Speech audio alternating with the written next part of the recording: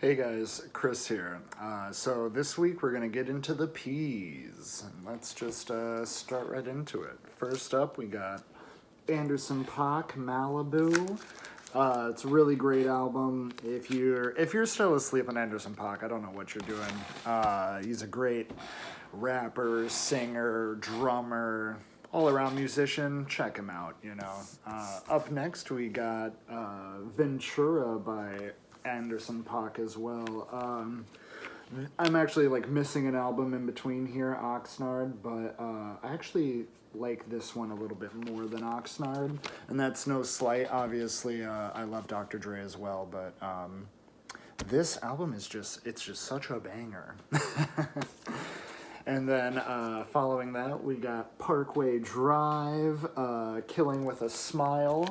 This is actually in terrible condition. I got this record actually at the last Warped Tour that I went to, or at least the last Warped Tour that Parkway Drive were playing.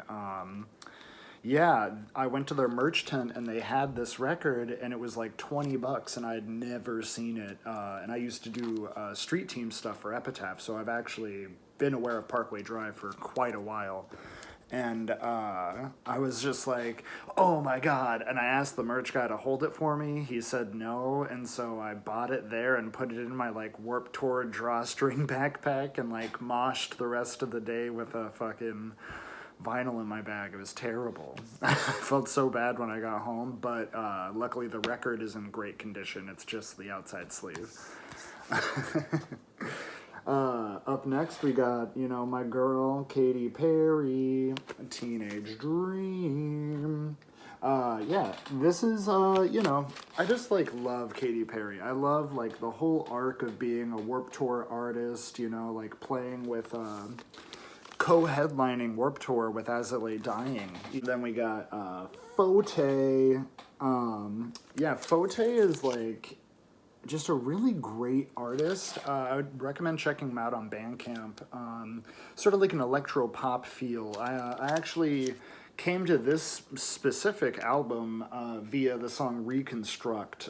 It was a section of it was used as the intro song to the short-lived FX series Man Seeking Woman, with Jay Baruchel and Eric Andre.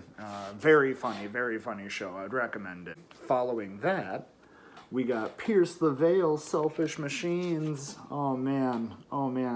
If you didn't know how seen I was before until now, you definitely know now, it's on this mint green. I believe it glows in the dark if I remember right or something. I haven't really tried. I don't expose my records to sunlight enough to absorb things so that I could turn off lights and see if it glows, But real good. If you've never listened to Pierce the Veil outside of the representation of being people of color in the hardcore scene, which is as you may know, pretty hard to come by. They're just really, really tight. Up next, going overseas, The Pillows. This is one of their earlier albums. I believe this is from the 90s or at least early 2000s. I came to The Pillows via the anime Fooly Cooly, stylized as FLCL. It's a really great anime, very short. There's 10 episodes. They have come out with more seasons since, but I have not watched them. I'm sure they're good too. But The Pillows do the soundtrack for that anime, and just really good. It was these guys were probably the first Japanese band that I actually ever took the time to listen to full albums by. And then to reference Fooly Cooly, this is Fool on the Planet. This is The Pillows' sort of a greatest hits album because they are quite old now and continue to come out with music. But this was the first record that had Ride on Shooting Star, which was the intro song to Fooly Cooly, which just had it's just such an earworm riff. Like, just the beginning riff that plays throughout the song will just, like, drill itself into my head, and I'll, like, have to listen to the song just, like, over and over for, like, a week. It is so good. Up then, we got the Pixies, you know, like, I got this, like, you know, any other, like, young kid first getting into vinyl, it's like, oh, what do I gotta get? Oh, you know, like, there's just a handful of staple records, this being one of them because of, you know, Where Is My Mind? Then we got the Postal Service yet again. I'm somewhat of a manic, you know, a manic pixie boy myself. So Crazy Depression, love the Postal Service. At one point, they were my most listened to band on my iTunes. Yeah, you know, not a huge Death Cab fan. Love the Postal Service. Like, the one and only People Mover. You know, this is like a joke band that are that brand new. Sort of like hyped up on their website when they had come back. It's on this like copper, it's like copper with red. It's hard to see kind of with like the lighting that you get from here. Yeah, and then I think they came out with like a music video on Funny or Die, you know, like they're just like a joke band, just like, you know, they're whatever. Like, I don't even know what to think of them. Their first tour, they opened for, like, Linkin Park and A Day to Remember. So, you know, like, but they don't sound like either of those bands. So, you know, it's whatever. Like, check them out if you want to. But you're not missing out if you don't check them out. Then we got Charlie Pride. You know, this is just, you know, just a classic. I got this at a record store for a couple bucks, you know. Yeah, I don't really listen to much country music, but, you know, it's pretty all right. Then we got Proto Martyr, a little bit of that post-punk stuff. Like, I got this album because Pontiac 87 was the first song I'd actually heard by them. But upon going back in their catalog, I actually, I think I enjoy their first album more. But, you know, that's whatever. That's here nor there. Then we got Punch. Punch sound exactly like you'd think they do from looking at this. They are just incredibly aggressive, as a band named Punch should be. It's on this piss yellow, you know, just...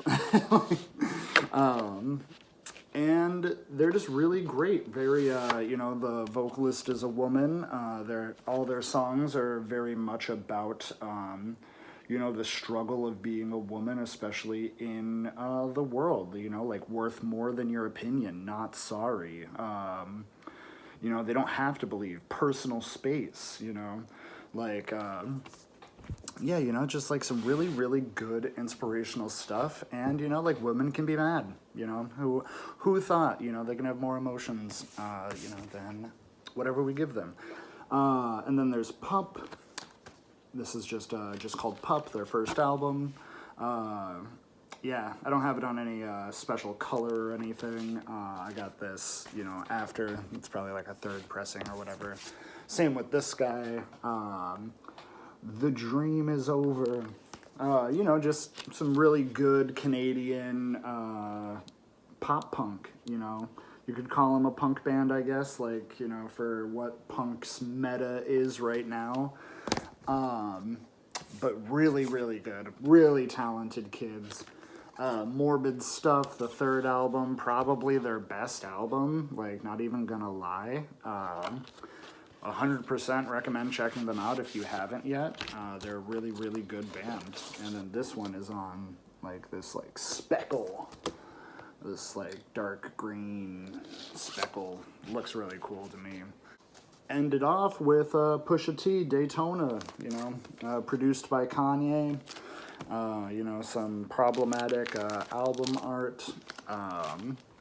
You can look into that more if you want a deeper story on that. I'm not going to get into it right here, but really great, you know, really good.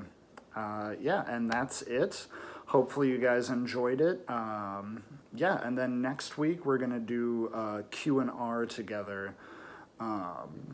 And then, yeah, hopefully I can get back on more of a regimented schedule with releasing these. You know, just had a lot of life stuff going on.